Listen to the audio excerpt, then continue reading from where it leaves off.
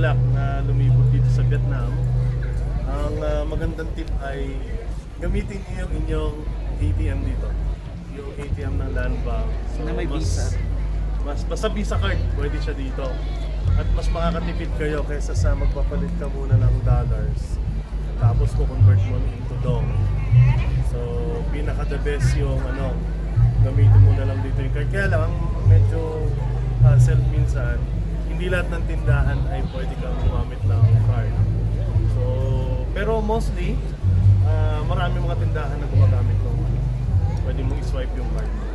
So, dito pala sa aking likuran, nandito kami sa may Friends Castle, dito sa may Bana Hill, sa Danang, Vietnam. Danang, saan? Danang, Vietnam. Okay. So, Happy New Year sa inyo lahat!